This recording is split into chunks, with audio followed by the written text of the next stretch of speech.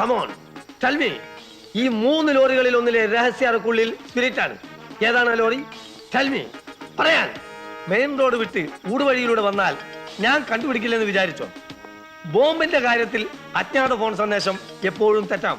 പക്ഷെ സ്പിരിറ്റിന്റെ കാര്യത്തിൽ ഒരിക്കലും തെറ്റാറില്ല. കാരണം അബ്കാരി കോൺട്രാക്ടേഴ്സ് പരസ്പരം വളരെ സ്നേഹത്തിലാണ്. 10 മിനിറ്റ് കൊണ്ട് എനിക്ക് കണ്ടുപിടിക്കാവുന്ന കേസാണ് ഞാൻ ചോദിക്കുന്നത്.